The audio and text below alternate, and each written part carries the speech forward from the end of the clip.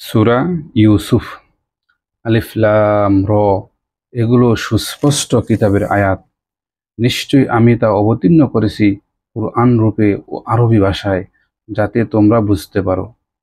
আমি তোমার নিকট উত্তম কাহিনী বর্ণনা করছি, এ কুরআন যা ওয়াহির মাধ্যমে তোমার প্রতি অবতীর্ণ করেছি, যদিও তুমি ইতপূর্বে অনবহিতদের অন্তর্ভুক্ত ছিলে। যখন ইউসুফ তার পিতাকে বলল, হে আমার পিতা, নিশ্চয়ই আমি স্বপ্নে দেখেছি 11টি নক্ষত্রকে, সূর্য এবং চন্দ্রকে। আমি তাদেরকে আমার উদ্দেশ্যে সিজদারত অবস্থায় দেখেছি। সে বলল, হে আমার ছেলে, তোমার ভাইদের কাছে তোমার স্বপ্ন বর্ণনা করো না, তবে তারা তোমার বিরুদ্ধে চক্রান্ত করবে। নিশ্চয়ই শয়তান মানুষের প্রকাশ্য শত্রু। এভাবেই তোমার রব তোমাকে মনোনীত করবেন এবং তোমাকে স্বপ্নের ব্যাখ্যা শেখাবেন। তোমার প্রতি পূর্ণ করবেন তার অনুগ্রহ ও ইয়াকুবের পরিবার পরিজনের প্রতি, যেমন ইতপূর্বে তোমার পিতৃপুরুষ ইব্রাহিম ও ইসহাকের প্রতি পূর্ণ করেছেন। নিশ্চয়ই তোমার রব সর্বজ্ঞ, প্রজ্ঞাময়। অবশ্যই ইউসুফ ও তার ভাইদের কাহিনীতে জিজ্ঞাসুদের জন্য রয়েছে সমূহ নিদর্শন। যখন তারা বলল, অবশ্যই ইউসুফ ও তার ভাই আমাদের পিতার কাছে আমাদের চাইতে অধিক প্রিয়, অথচ আমরা একটা সুসংহত দল, নিশ্চয়ই আমাদের পিতা স্পষ্ট বিভ্রান্তিতে রয়েছে। তোমরা ইউসুফকে হত্যা করো কিংবা ফেলে এসো কোনো স্থানে, তবে তোমাদের প্রতি তোমাদের পিতার মনোযোগ নিবিষ্ট হবে এবং এরপর তোমরা হয়ে যাবে সৎকর্মশীল লোক। তাদের মধ্য থেকে একজন বলল, তোমরা ইউসুফকে হত্যা করো না, বরং তাকে ফেলে দাও গভীর কূপে। তাকে তুলে নেবে কোনো পথিক দল, যদি তোমরা হও কর্ম সম্পাদনকারী। তারা বলল, হে আমাদের পিতা, আপনার কি হয়েছে? আপনি ইউসুফের ব্যাপারে আমাদের বিশ্বাস করেন না? অথচ নিশ্চয়ই আমরা তো তার হিতাকাঙ্ক্ষী। আগামীকাল তাকে আমাদের সাথে প্রেরণ করেন, তৃপ্তি সহ খাবে এবং খেলাধুলা করবে, আর নিশ্চয়ই আমরা অবশ্যই তার রক্ষণাবেক্ষক। সে বলল, নিশ্চয়ই আমার অবশ্যই চিন্তা লাগে যে তোমরা তাকে নিয়ে যাবে এবং আমি আশঙ্কা করি যে নেকড়ে তাকে খেয়ে ফেলবে এবং তোমরা তার থেকে অমনোযোগী থাকবে। তারা বলল, আমরা একটি শক্তিশালী দল, এতদ সত্ত্বেও যদি নেকড়ে তাকে খেয়ে ফেলে, তবে নিশ্চয়ই আমরাই ক্ষতিগ্রস্ত হব। অতঃপর তারা যখন তাকে নিয়ে চলল এবং গভীর কূপে নিক্ষেপ করতে একমত হলো, এবং আমি তাকে ওয়াহী প্রেরণ করলাম যে অবশ্যই তুমি তাদের এ কাজের বিবরণ জানিয়ে দেবে, অথচ তারা তা অনুভব করতে পারবে না। তারা রাতের বেলায় কাঁদতে কাঁদতে তাদের পিতার কাছে এলো। তারা বলল, হে আমাদের পিতা, নিশ্চয়ই আমরা দৌড় প্রতিযোগিতা করতে গিয়েছিলাম। আমরা ইউসুফকে রেখে গিয়েছিলাম আসবাবপত্রের কাছে, অতঃপর তাকে নেকড়ে বাঘে খেয়ে ফেলেছে। আপনি তো আমাদের বিশ্বাস করবেন না, যদিও আমরা সত্যবাদী। তারা তার জামায় মিথ্যা রক্ত লাগিয়ে আনলো। সে বলল, বরং তোমাদের মন তোমাদের এ কাজ সাজিয়ে দিয়েছে, সুতরাং এখন ধৈর্য ধরাই শ্রেয়। তোমরা যা বর্ণনা করছো সে বিষয়ে আল্লাহই আমার সাহায্যস্থল। আর আসলো একটি যাত্রী দল, অতঃপর তারা পাঠালো তাদের পানি সংগ্রাহককে। তখন সে নামিয়ে দিল তার বালতি। সে বলল, কি আনন্দ, এ যে একটি ছেলে। তারা তাকে পণ্যরূপে লুকালো। আল্লাহ সম্যক জ্ঞাত যা তারা করছে। তারা তাকে অতি নগণ্য মূল্যে বিক্রি করলো কয়েক দিরহামের বিনিময়ে। তারা তার ব্যাপারে ছিল অল্প তুষ্টদের অন্তর্ভুক্ত। মিশরে যে ব্যক্তি তাকে ক্রয় করল, সে তার স্ত্রীকে বলল, একে সম্মানে রাখো, সম্ভবত সে আমাদের উপকারে আসবে, অথবা আমরা তাকে পুত্র রূপে গ্রহণ করে নেব। এভাবেই আমি পৃথিবীতে ইউসুফকে প্রতিষ্ঠিত করলাম, যেন আমি তাকে স্বপ্নের ব্যাখ্যা শিক্ষা দিই। আর আল্লাহ নিজ কাজ সম্পাদনে প্রবল, কিন্তু অধিকাংশ লোক তা জানে না। যখন সে পূর্ণ যৌবনে পৌঁছে গেল, তখন তাকে প্রজ্ঞা ও জ্ঞান দান করলাম। এমনই ভাবে আমি সৎকর্মপরায়ণ লোকদের প্রতিদান দেই। আর যে মহিলার ঘরে সে ছিল, সে তাকে নিজের দিকে প্রলুব্ধ করল এবং দরজা বন্ধ করে বলল, এসো। সে বলল, আল্লাহর আশ্রয় চাই, নিশ্চয়ই তিনি আমার রব, আমার জন্য উত্তম নিবাসের ব্যবস্থা করেছেন, নিশ্চয়ই সীমা লঙ্ঘনকারীরা সফল হয় না। আর অবশ্যই সে তার প্রতি আসক্ত হয়েছে, সেও তার প্রতি আসক্ত হতো, যদি না সে তার রবের মহিমা অবলোকন করত। এভাবেই আমি তার থেকে ফিরিয়ে রেখেছি মন্দ ও অশ্লীলতা, নিশ্চয়ই সে আমার একনিষ্ঠ বান্দাদের অন্তর্ভুক্ত। তারা উভয়ে দৌড়ে গেল দরজার দিকে এবং সে তার জামা পেছন দিক থেকে ছিঁড়ে ফেলল। উভয়ে তার স্বামীকে দরজার কাছে ফেল। মহিলা বলল, যে ব্যক্তি তোমার পরিজনের সাথে কুকর্মের ইচ্ছা করে, তাকে কারাগারে পাঠানো অথবা অন্য কোনো যন্ত্রণাদায়ক শাস্তি দেওয়া ছাড়া আর কি শাস্তি হতে পারে? সে বলল, সেই আমাকে তার দিকে প্রলুব্ধ করেছে। তার পরিবারে এক সাক্ষ্যদাতা সাক্ষ্য প্রদান করল, যদি তার জামা সামনের দিক থেকে ছিন্ন থাকে, তবে সে সত্যবাদিনী এবং সে মিথ্যাবাদীদের অন্তর্ভুক্ত। আর যদি তার জামা পেছনের দিক থেকে ছিন্ন থাকে, তবে সে মিথ্যাবাদিনী এবং সে সত্যবাদীদের অন্তর্ভুক্ত। অতঃপর সে যখন দেখল তার জামা পেছন দিক থেকে ছিন্ন, তখন সে বলল, নিশ্চয়ই এটা তোমাদের ছলনা, নিশ্চয়ই তোমাদের ছলনা মহাভয়ানক। ইউসুফ, এ প্রসঙ্গ উপেক্ষা করো, আর তুমি তোমার পাপের জন্য ক্ষমা প্রার্থনা করো, নিশ্চয়ই তুমি পাপাচারিণীদের অন্তর্ভুক্ত।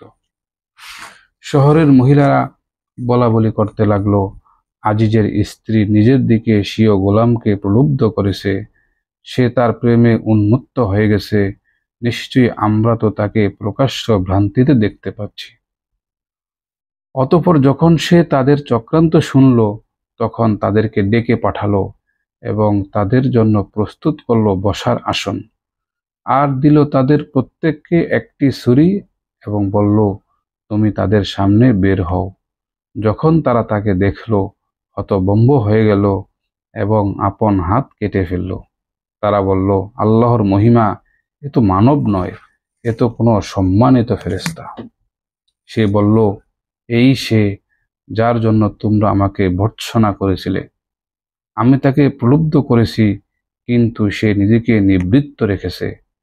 আর সে যদি আমার আদেশ অনুযায়ী কাজ না করে, তবে অবশ্যই সে কারাগারে প্রেরিত হবে এবং সে হবে লাঞ্ছিতদের অন্তর্ভুক্ত।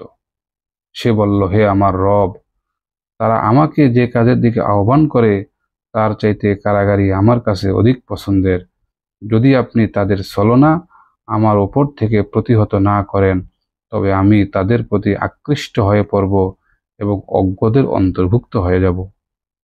অতঃপর তার রব তার দুয়া কবুল করে নিলেন আর তাদের ছলনা থেকে তাকে প্রতিহত করলেন। নিশ্চয়ই তিনি সর্বশ্রোতা ও সর্বজ্ঞ। অতঃপর নিদর্শন দেখার পর তাদের কাছে ভালো মনে হলো যে কিছু সময়ের জন্য তারা তাকে অবশ্যই কারারুদ্ধ করবে। তার সাথে কারাগারে দুজন যুবক প্রবেশ করল। তাদের একজন বলল, আমি স্বপ্নে দেখলাম যে আমি মদ নিংড়াচ্ছি। অপরজন বলল, আমি দেখলাম যে নিজ মাথায় রুটি বহন করছি, পাখি তা থেকে ঠুকরিয়ে খাচ্ছে। আমাদেরকে এর ব্যাখ্যা বলেন, নিশ্চয়ই আমরা আপনাকে সৎকর্মশীলদের অন্তর্ভুক্ত দেখতে পাচ্ছি। সে বলল, তোমাদের যে খাদ্য দেওয়া হয় তা তোমাদের কাছে আসার আগেই আমি তার ব্যাখ্যা বলে দেব, ওই জ্ঞান থেকে যা আমার রব আমাকে শিক্ষা দিয়েছেন। আমি ওই সব জাতির ধর্ম পরিত্যাগ করেছি যারা আল্লাহর প্রতি ঈমান আনে না, আর তারাই পরকালে অবিশ্বাসী। আমি স্বীয় পিতৃপুরুষ ইব্রাহিম, ইসহাক ও ইয়াকুবের ধর্ম অনুসরণ করেছি। আমাদের জন্য শোভা পায় না যে কোনো বস্তুকে আল্লাহর অংশীদার সাব্যস্ত করি। এটা আমাদের প্রতি এবং অন্য সব লোকের প্রতি আল্লাহর অনুগ্রহ। কিন্তু অধিকাংশ মানুষ কৃতজ্ঞতা স্বীকার করে না। হে কারাগারের সঙ্গীরা, পৃথক পৃথক অনেক উপাস্য ভালো না, পরাক্রমশালী একক আল্লাহ। তোমরা তাকে ছেড়ে নিছক কতগুলো নামের ইবাদত করে থাকো, সেগুলো তোমরা এবং তোমাদের পিতৃপুরুষরা নামকরণ করেছে। আল্লাহ এদের ব্যাপারে কোনো প্রমাণ অবতীর্ণ করেননি। আল্লাহ ছাড়া কারো বিধান দেওয়ার ক্ষমতা নেই। তিনি আদেশ দিয়েছেন, তার ব্যতীত অন্য কারো ইবাদত করো না। এটাই সরল পথ, কিন্তু অধিকাংশ লোক তা জানে না। এই কারাগারের সঙ্গীদ্বয়, তোমাদের একজন স্বীয় প্রভুকে মদ পান করাবে এবং দ্বিতীয় জনকে শুলে চড়ানো হবে। অতঃপর তার মস্তক থেকে পাখি আহার করবে। তোমরা যে বিষয়ে জানতে আগ্রহী তার সিদ্ধান্ত হয়ে গেছে। যে ব্যক্তি সম্পর্কে ধারণা ছিল যে সে মুক্তি পাবে, তাকে সে বলল সেও প্রভুর কাছে আমার আলোচনা করবে। অতঃপর শয়তান তাকে প্রভুর কাছে আলোচনার কথা ভুলিয়ে দিল, আর সে কয়েক বছর কারাগারে থাকলো। বাদশাহ বলল, নিশ্চয়ই আমি স্বপ্ন দেখেছি 7টি মোটা তাজা গাভী তাদেরকে 7টি ক্ষীণকায় গাভী ভক্ষণ করেছে, এবং 7টি সবুজ শীষ ও অন্যগুলো শুষ্ক। হে পরিষদবর্গ, তোমরা আমাকে আমার স্বপ্নের ব্যাপারে অভিমত দাও, যদি তোমরা স্বপ্নের ব্যাখ্যায় পারদর্শী হয়ে থাকো। তারা বলল, এটা অর্থহীন স্বপ্ন, এমন স্বপ্নের ব্যাখ্যা সম্বন্ধে আমরা অভিজ্ঞ নই। দুজন কারারুদ্ধের মধ্য থেকে যে ব্যক্তি মুক্তি পেয়েছিল এবং দীর্ঘকাল পর স্মরণ হলে সে বলল, আমি তোমাদের এর ব্যাখ্যা সম্বন্ধে অবগত করব, অতএব তোমরা আমাকে প্রেরণ করো। সে কারাগারে পৌঁছে বলল, হে সত্যবাদী ইউসুফ, 7টি মোটা তাজা গাভী তাদের খাচ্ছে 7টি শীর্ণকায় গাভী, এবং 7টি সবুজ শীষ ও অন্যগুলো শুষ্ক। আপনি আমাদের এই স্বপ্ন সম্পর্কে সমাধান দেন, যাতে আমি লোকদের কাছে ফিরে যেতে পারি, যেন তারা জানতে পারে। সে বলল, তোমরা 7 বছর একাধারে চাষাবাদ করবে, অতঃপর যা তোমরা ফসল কাটবে তার মধ্যে যে সামান্য পরিমাণ তোমরা খাবে তা ছাড়া অবশিষ্ট শস্য শীষসহ রেখে দেবে। এরপর আসবে কঠিন দুর্ভিক্ষের 7 বছর। তারা এদিনের জন্য যা সঞ্চয় করে রেখেছিল সব খেয়ে ফেলবে, কিন্তু অল্প পরিমাণ ব্যতীত যা তোমরা তুলে রাখবে। এরপরেই আসবে 1 বছর, এতে মানুষের উপর বাড়ি বর্ষিত হবে এবং তাতে তারা রস নিংড়াবে। বাদশাহ বলল, তাকে আমার কাছে নিয়ে এসো। অতঃপর দূত যখন তার কাছে এলো, সে বলল, আমি তোমার মুনিবের কাছে ফিরে যাও।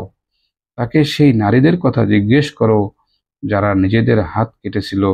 নিশ্চয়ই আমার রব তাদের চক্রান্ত সম্পর্কে সম্যক জ্ঞাত।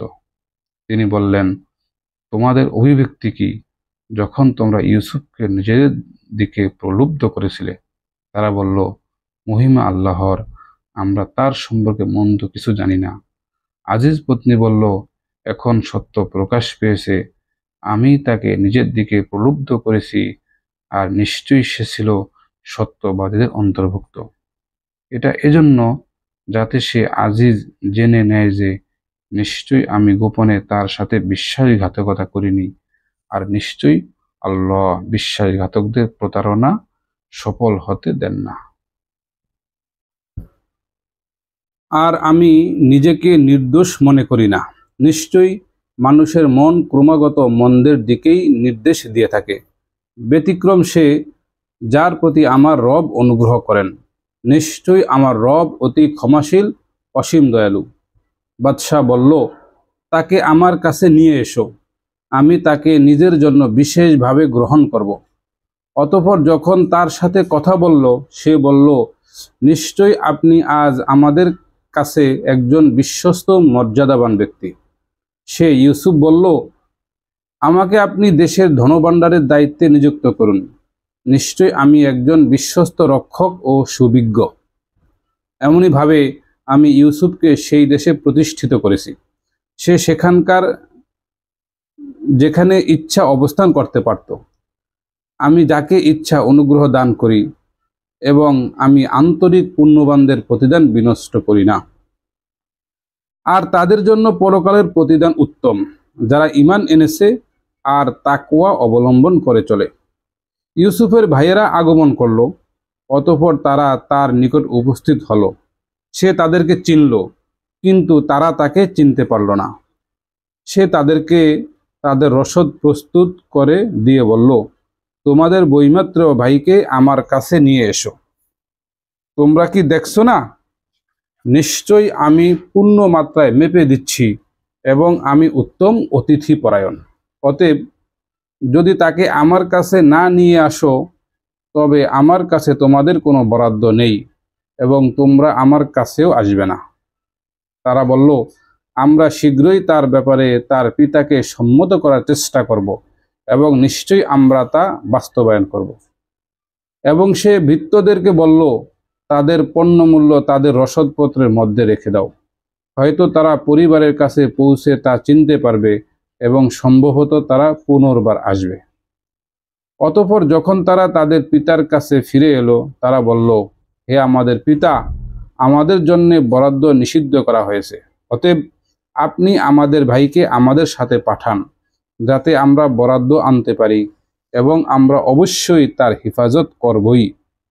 সে বলল, আমি কি তার সম্পর্কে তোমাদেরকে সেভাবে বিশ্বাস করব, যেমন ইতপূর্বে তার ভাইয়ের ব্যাপারে বিশ্বাস করেছিলাম? সুতরাং আল্লাহই উত্তম হেফাজতকারী এবং তিনি সর্বাধিক দয়ালু। আর যখন তারা তাদের সামানপত্র খুলল, তখন দেখতে পেল যে তাদেরকে তাদের পণ্য মূল্য ফেরত দেওয়া হয়েছে।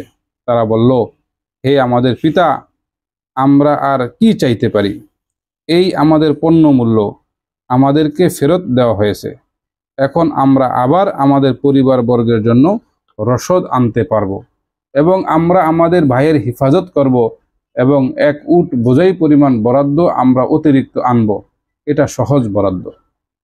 সে পিতা বলল, তাকে আমি কিছুতেই তোমাদের সাথে পাঠাবো না, যতক্ষণ না তোমরা আমাকে আল্লাহর নামে অঙ্গীকার দাও যে তাকে অবশ্যই আমার কাছে ফিরিয়ে নিয়ে আসবে।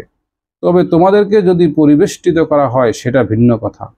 অতঃপর যখন তারা তাকে অঙ্গীকার দিল, তখন সে বলল, আমরা যা বললাম সে ব্যাপারে আল্লাহই কর্মবিধায়ক। সে বলল, হে আমার ছেলেরা, তোমরা একই প্রবেশদ্বার দিয়ে প্রবেশ করবে না, বরং পৃথক পৃথক দরজা দিয়ে প্রবেশ করবে। আল্লাহর সিদ্ধান্তের বিপরীতে আমি তোমাদের জন্য সামান্যতম কাজে আসব না। বিধান দেওয়ার ক্ষমতা আল্লাহ ছাড়া কারো নেই। তারই উপর আমি ভরসা করি এবং ভরসাকারীদের তার উপরই ভরসা করা উচিত। যখন তারা প্রবেশ করল যেখানে তাদের পিতা আদেশ করেছিল, তখন আল্লাহর বিধানের বিপরীতে তা তাদের কোনো কাজে এলো না। কিন্তু ইয়াকুবের মনের একটি ইচ্ছা ছিল, যা সে পূর্ণ করেছে, আর নিশ্চয়ই সে ছিল জ্ঞান সম্পন্ন, কারণ আমি তাকে তা শিখিয়েছি। কিন্তু অধিকাংশ মানুষ তা জানে না। যখন তারা ইউসুফের কাছে উপস্থিত হলো, তখন সে আপন ভাইকে নিজের কাছে নিয়ে বলল, নিশ্চয় আমি তোমার সহোদর, সুতরাং দুঃখ করো না সেসব নিয়ে যা তারা করত। অতঃপর যখন ইউসুফ তাদের রসদ সামগ্রী প্রস্তুত করে দিল, তখন সে তার সহোদর ভাইয়ের মালপত্রের মধ্যে পানপাত্র রেখে দিল। অতঃপর একজন ঘোষক ঘোষণা করল, হে যাত্রীদল, অবশ্যই তোমরা চোর। তারা তাদের দিকে এগিয়ে এসে বলল, তোমরা কি হারিয়েছো? তারা বলল, আমরা বাদশার পানপাত্র পাচ্ছি না, এবং যে কেউ তা খুঁজে এনে দেবে সে 1 উট বোঝাই পরিমাণ মাল পুরস্কার পাবে এবং আমি এ ব্যাপারে জামিন। তারা বলল, আল্লাহর কসম, তোমরা তো জানো আমরা এদেশে ফাসাদ সৃষ্টি করতে আসিনি এবং আমরা চোর নই। তারা বলল, যদি তোমরা মিথ্যাবাদী হও তবে তার কি শাস্তি? তারা বলল, এর শাস্তি হলো যার মালপত্রের মধ্যে তা পাওয়া যাবে সেই তার বিনিময়। আমরা এভাবেই সীমা লঙ্ঘনকারীদের শাস্তি দিয়ে থাকি। অতঃপর সে তার ভাইয়ের পাত্রের পূর্বে তাদের পাত্র তল্লাশি শুরু করলো। অবশেষে তা তার ভাইয়ের পাত্র থেকে বের করলো। এমনই ভাবে আমি ইউসুফের জন্য কৌশল করলাম। সে তার ভাইকে রেখে দিতে পারত না বাদশাহর আইনে, আল্লাহ ইচ্ছা না করলে। আমি যাকে ইচ্ছা মর্যাদায় উন্নীত করি এবং প্রত্যেক জ্ঞানীর উপরে আছেন এক মহাজ্ঞানী সত্তা। তারা বলল, যদি সে চুরি করে থাকে তবে তার ভাইও ইতিপূর্বে চুরি করেছে। তখন ইউসুফ প্রকৃত ব্যাপার নিজের মনে গোপন রাখল এবং তাদেরকে তা প্রকাশ করল না। সে মনে মনে বলল, অবস্থান হিসেবে তোমরা নিতান্ত মন্দ এবং আল্লাহ অধিক জ্ঞাত সে ব্যাপারে যা তোমরা বর্ণনা করছো। তারা বলল, হে আজিজ, নিশ্চয়ই তার পিতা একজন অতিশয় বৃদ্ধ, সুতরাং আপনি আমাদের একজনকে তার স্থলে রেখে দিন। আমরা তো আপনাকে অনুগ্রহশীলদের অন্তর্ভুক্ত দেখতে পাচ্ছি। সে বলল, আমরা যার কাছে আমাদের মাল পেয়েছি তাকে ছাড়া আর কাউকে ধরে রাখা থেকে আল্লাহর আশ্রয় চাচ্ছি। নিশ্চয়ই আমরা সীমালঙ্ঘনকারীদের অন্তর্ভুক্ত হয়ে যাব। অতঃপর যখন তারা তার থেকে নিরাশ হলো, তখন পরামর্শের জন্য একান্তে বসল।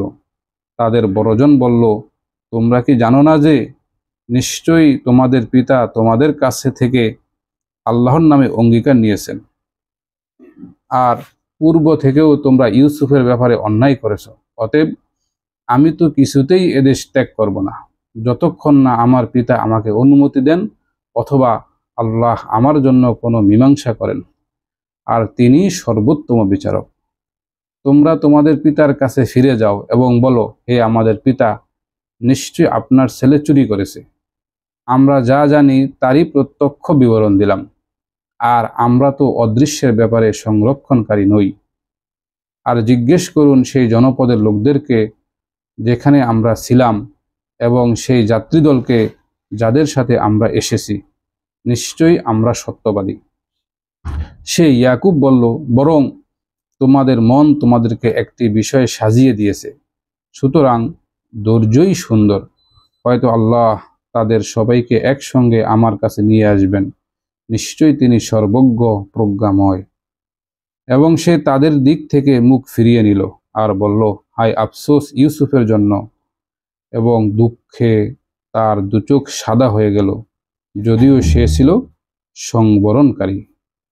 তারা বলল, আল্লাহর কসম, আপনি তো অবিরাম ইউসুফের স্মরণ করতেই থাকবেন যতক্ষণ না মূর্ছ হন বা মৃত্যুবরণ করেন। সে বলল, আমি তো আমার দুঃখ ও অস্থিরতা আল্লাহর সমীপেই নিবেদন করছি, এবং আল্লাহর পক্ষ থেকে আমি যা জানি তা তোমরা জানো না। হে আমার ছেলেরা, তোমরা যাও, অতঃপর তোমরা ইউসুফ ও তার ভাইয়ের খোঁজ খবর নাও এবং আল্লাহর দয়া থেকে নিরাশ হয় না। নিশ্চয়ই আল্লাহর দয়া থেকে কাফির সম্প্রদায় ব্যতীত অন্য কেউ নিরাশ হয় না। অতঃপর যখন তারা তার কাছে পৌঁছল, তখন বলল, হে আজিজ, আমাদের ও আমাদের পরিবারবর্গকে দুর্যোগ স্পর্শ করেছে এবং আমরা অপর্যাপ্ত পুঁজি নিয়ে এসেছি। তবুও আপনি আমাদেরকে পুরাপুরি বরাদ্দ দিন এবং আমাদেরকে দান করুন। নিশ্চয়ই আল্লাহ দাতাদের প্রতিদান দিয়ে থাকেন। সে বলল, তোমাদের কি জানা আছে যে তোমরা ইউসুফ ও তার ভাইয়ের সাথে করেছ যখন তোমরা ছিলে অপরিণামদর্শী? তারা বলল, তবে কি তুমি ইউসুফ? সে বলল, আমি ইউসুফ এবং এ আমার ভাই। আল্লাহ আমাদের প্রতি অনুগ্রহ করেছেন। নিশ্চয়ই যে তাকওয়া অবলম্বন করে এবং সবর করে, তবে নিশ্চয়ই আল্লাহ সৎকর্মশীলদের প্রতিদান বিনষ্ট করেন না। তারা বলল, আল্লাহর কসম, অবশ্যই আমাদের উপর আল্লাহ তোমাকে প্রাধান্য দিয়েছেন এবং আমরা অবশ্যই অপরাধী ছিলাম। সে বলল, আজ তোমাদের বিরুদ্ধে কোনো অভিযোগ নেই। আল্লাহ তোমাদেরকে ক্ষমা করুন, তিনি সর্বোত্তম অনুগ্রহশীল। তোমরা আমার এ জামাটি নিয়ে যাও, এটি আমার পিতার মুখমণ্ডলের উপর রেখে দাও, এতে তিনি দৃষ্টিশক্তি ফিরে পাবেন, আর তোমাদের পরিবারবর্গের সবাইকে আমার কাছে নিয়ে এসো। যখন কাফেলা বেরিয়ে পড়ল, তখন তাদের পিতা বলল, যদি তোমরা আমাকে অপ্রকৃতস্থ না বলো, তবে বলি, নিশ্চয়ই আমি ইউসুফের ঘ্রাণ পাচ্ছি। তারা বলল, আল্লাহর কসম, আপনি তো সেই পুরনো ভ্রান্তিতেই পড়ে আছেন। অতঃপর যখন সুসংবাদদাতা এলো এবং সে জামাটি তার চেহারার উপর রাখলো, অমনি সে দৃষ্টিশক্তি ফিরে পেল। সে বলল, আমি কি তোমাদেরকে বলিনি যে আমি আল্লাহর পক্ষ থেকে যা জানি তোমরা তা জানো না? তারা বলল, হে আমাদের পিতা, আমাদের জন্য ক্ষমা প্রার্থনা করুন নিশ্চয়ই আমরা অপরাধী ছিলাম। সে বলল, শিগগিরই আমি আমার রবের কাছে তোমাদের জন্য ক্ষমা প্রার্থনা করব। নিশ্চয়ই তিনি অতি ক্ষমাশীল, অসীম দয়ালু। অতঃপর যখন তারা ইউসুফের নিকট উপস্থিত হলো, তখন সে পিতা মাতাকে নিজের কাছে স্থান দিল এবং বলল, আল্লাহ চান তো নিরাপদ অবস্থায় আপনারা মিশরে প্রবেশ করুন। এবং সে পিতামাতাকে সিংহাসনের উপর বসালো এবং তারা সবাই তার সামনে সম্মানসূচক সিজদাবনত হলো। সে বলল, হে আমার পিতা, এ হচ্ছে আমার ইতপূর্বেকার স্বপ্নের ব্যাখ্যা। আমার রব তাকে সত্যে পরিণত করেছেন এবং তিনি আমার প্রতি অনুগ্রহ করেছেন, আমাকে কারাগার থেকে বের করে এবং আপনাদেরকে নিয়ে এসেছেন মরুপ্রান্ত থেকে। শয়তান আমার ও আমার ভাইদের মধ্যে কলহ সৃষ্টি করে দেওয়ার পরও আমার রব যা চান তা বাস্তবায়নে তিনি সূক্ষ্মদর্শী। নিশ্চয়ই তিনি সর্বজ্ঞ, প্রজ্ঞাময়। হে আমার রব, আপনি আমাকে রাষ্ট্র ক্ষমতার অংশ দিয়েছেন এবং আমাকে স্বপ্নের ব্যাখ্যা শিখিয়েছেন। হে আসমান ও জমিনের স্রষ্টা, আপনি আমার অভিভাবক ইহকাল ও পরকালে। আমাকে মুসলিম অবস্থায় মৃত্যু দান করুন এবং আমাকে সৎকর্মশীলদের সাথে মিলিত রাখুন। হে নবী, এগুলো হচ্ছে অদৃশ্যের খবর। আমি তা তোমার কাছে ওয়াহি করে পাঠাই। তুমি তো তাদের কাছে ছিলে না যখন তারা তাদের কাজে একজোট হয়েছিল এবং তারা চক্রান্ত করেছিল। আর তুমি যতই চাও না কেন, অধিকাংশ লোক ঈমান আনয়নকারী নয়। তুমি তো তাদের কাছে কোনো বিনিময় চাচ্ছ না। এটা তো সারা বিশ্বজগতের জন্য উপদেশ ছাড়া কিছু নয়। কতই না নিদর্শন রয়েছে আসমানসমূহ ও জমিনে, সেগুলোর উপর দিয়ে তারা অতিক্রম করে, অথচ তারা এসব থেকে উপেক্ষাকারী। তাদের অধিকাংশই আল্লাহর প্রতি ঈমান আনে না, এমতাবস্থায় যে তারা শিরকেও লিপ্ত হতে থাকে। তারা কি নিরাপদ হয়ে গেছে যে তাদের উপর আল্লাহর পক্ষ থেকে সর্বগ্রাসী শাস্তি আসবে না, অথবা তাদের কাছে হঠাৎ কিয়ামত আসা থেকে, অথচ তারা টেরও পাবে না। বলো, এটাই আমার পথ। আমি ও আমাকে যারা অনুসরণ করে আল্লাহর পথে ডাকি বিচক্ষণতার সাথে। আল্লাহ পবিত্র, আর আমি মুশরিকদের অন্তর্ভুক্ত নই। আর তোমার পূর্বে জনপদবাসীর মধ্য থেকে পুরুষদের ছাড়া কাউকে রাসূল হিসেবে পাঠাইনি, যাদের কাছে আমি ওয়াহি পাঠাতাম। তারা কি পৃথিবীতে ভ্রমণ করেনি, যাতে তারা দেখতে পেত কি পরিণতি হয়েছিল তাদের পূর্বে যারা ছিল। যারা তাকওয়া অবলম্বন করে চলে, তাদের জন্য পরকালের আবাসই উত্তম। তোমরা কি বোঝো না? এমনকি যখন রাসূলগণ নিরাশ হয়ে গেল এবং কাফেররা ধারণা করল যে অবশ্যই তাদের মিথ্যা প্রতিশ্রুতি দেওয়া হয়েছে, তখন তাদের কাছে আমার সাহায্য এলো। অতঃপর আমি যাকে চেয়েছি সে মুক্তিপ্রাপ্ত হয়েছে। অপরাধী সম্প্রদায় থেকে আমার শাস্তি প্রতিহত করা যায় না। অবশ্যই তাদের ঘটনাসমূহের মধ্যে বুদ্ধিমানদের জন্য রয়েছে শিক্ষণীয় বিষয়। এ কুরআন এমন কোনো কথা নয় যা রচনা করা যায়, বরং সত্যায়নকারী তাদের পূর্বেকার কিতাবসমূহের এবং প্রত্যেক জিনিসের বিস্তারিত বিবরণ, আর হিদায়াত ও রহমত সে জাতির জন্য যারা ঈমান আনে।